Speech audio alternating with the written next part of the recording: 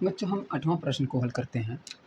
चलिए देखते हैं किस प्रकार से हल करते हैं। पहले पढ़ते हैं प्रश्न क्या कह रहा है। तो लिखा है सुरेश के पिता की वार्षिक आय। तो लिख देते हैं हल बराबर जो दिया होता है उसको सबसे पहले लिख देते हैं। तो वार्षिक आय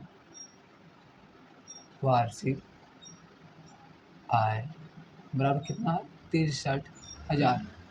63,000 है। यदि 50,000 तक की आय आयकर से क्या है मुक्त है, यानी कि जो 50,000 है वो क्या है मुक्त आय है। क्या है मुक्त आय बराबर है कितना 50,000 है तक की आय आयकर से मुक्त है। तो क्या क्या करना है, तो कुल आय कितना होगा, तो कुल आय पता कर लेते हैं कि 63,000 जो उसका वार्षिक वेतन था। तो उस सुरेश के पिताजी को लोग कितना दे रहे थे 50,000 दे रहे थे। सालाना जो वर्ष का है 63,000 था, तो उसके पिता को कितना दे रहे थे 10% की दर से कम 50,000 दे रहे थे। अब कितना रुपया उसका घाटा हुआ वही मुझे पता करना है। चलिए देखते हैं मुफ्त आय 50,000 है, तो कुल आय पता कर लेते हैं। कुल आय बराबर कितना वार्षिक आय माइनस क्या मुफ्त आय बराबर वार्षिक आय 63,000 माइनस 50,000 मुफ्त आय है 50,000 बराबर। अब देखिए एक शून्य से शून्य गया तो शून्य, इस शून्य से इस शून्य गया तो शून्य, शून्य से शून्य गया तो शून्य। अब देखिए यहाँ पर कितना बचेगा, 3 में से शून्य जाएगा तो कितना बचेगा कितना 3। अब 6 में से 5 गया तो 1, यानी कि जो कुल आय है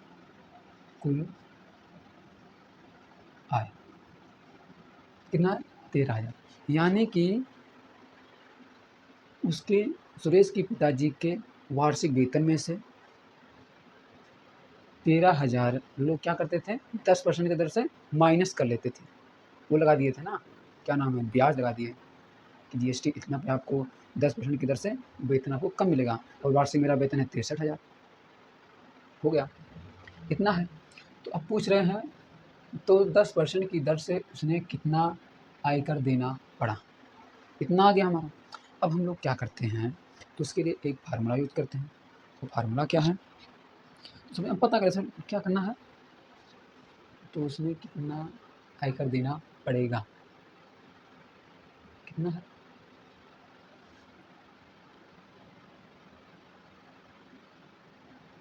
चलिए लिखते हैं कुल आय 13,000 का कितना परसेंट है 10% की दर से करते हैं। तो 13,000 गुणे का मतलब होता है गुणा 10% का मतलब 100, एक शून्य से एक शून्य, एक शून्य से एक शून्य। दोस्तों यहाँ पर जो आया है कि कुल आय का 13,000 का 10% की दर से, तो उसे कितना हो रहा था 1,300।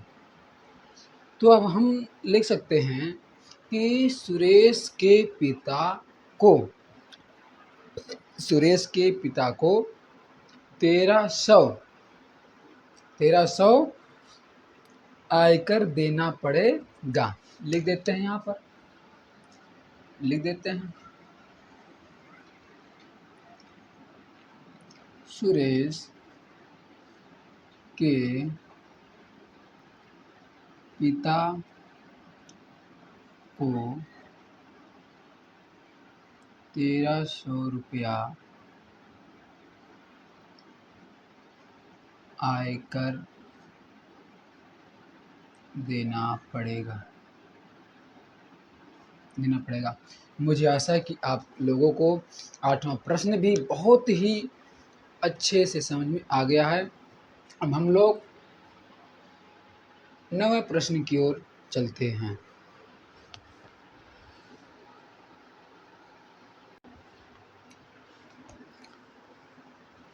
बच्चों अब क्या करते हैं हम, इस क्या नाम है 9वां प्रश्न को हल करते हैं।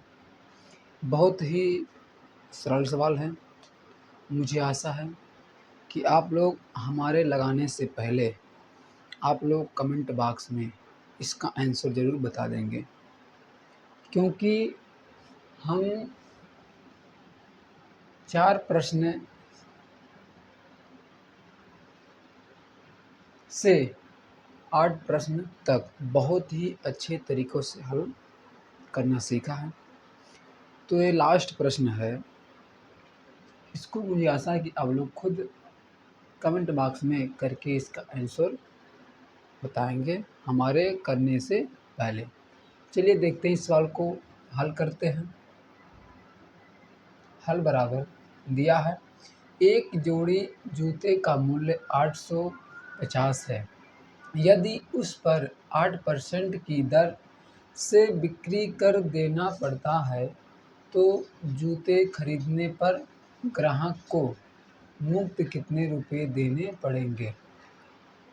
यानी कि कोई व्यक्ति है, वो दुकान पर क्या करने के लिए एक जोड़ी जूते देखा और पूछने लगा कि यह जूता कितने रुपए का है। तो उसने कहा कि 850 रुपये का है।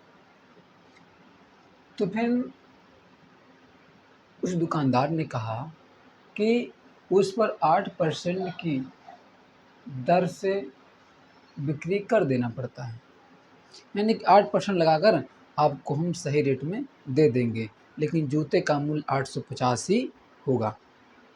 तो 8% की दर से उसे कितना छूट देना पड़ा, मुझे यही क्या करना है, बताना है। तो हम लोग क्या करते हैं, सवाल को हल करते हैं। तो बिक्री कर देना पड़ता है, यानी कि तो लिखा है जूते का मूल्य जूते का मूल्य, यानी कि दिया है क्या, अंकित मूल्य। अंकित मूल्य बराबर दिया है 850 दिया है। तो परसेंट की दर से, यानी कि वो दिया है छूट। छूट बराबर दिया है 8%। तो कह रहा बिक्री कर, तो हमें बताना होगा क्या, विक्रय मूल्य। विक्रय मूल्य कितना होगा, चलिए देखते हैं। तो विक्रय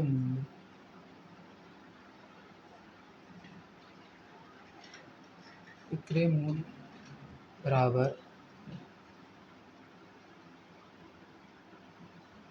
अंकित मूल्य का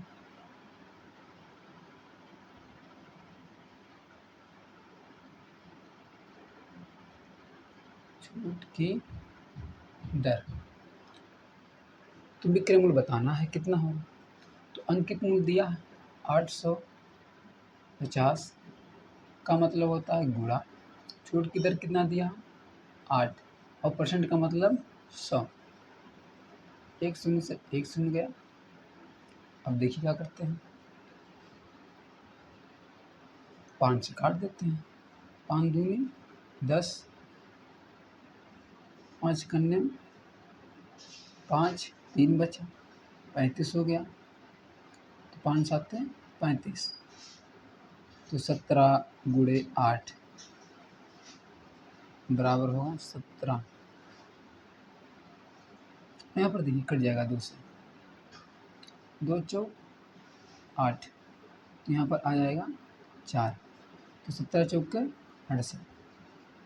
यानी कि जो इसका क्या, जो विक्रय मूल्य होगा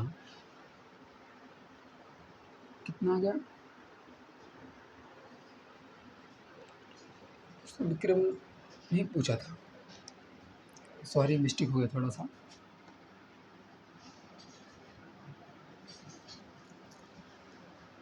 तो यहाँ पर हम लोग याद करना था बिक्री कर, ये याद करना था। बिक्री कर, याद कीजिए, यानी कि 8% की दर से उसे इतना रुपया क्या करना पड़ेगा, अधिक देना पड़ेगा, इतना परसेंट की ब्याज से। तो क्या करते हैं, अब निकालते हैं कितना रुपया देना पड़ेगा 8% की दर से। तो एक क्या होता है फार्मूला, तो कुल मूल्य बराबर याद करते हैं, कुल कुल मूल्य बराबर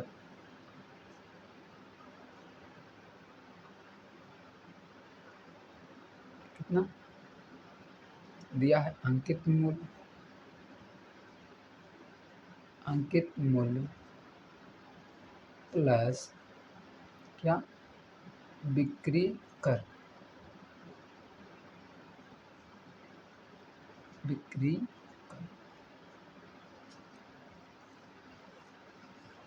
याद करते हैं, बराबर अंकित मूल्य दिया है 850 प्लस बिक्री कर कितना है 68, 68 बराबर जोड़ देते हैं, 08 6 5 11 1 हाथ से 1 8 है 9, यानी कि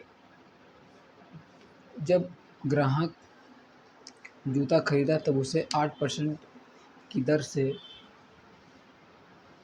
उसे 850 रुपये की एक जोड़ी जूता 918 रुपये में देना पड़ा। मुझे आशा है कि आप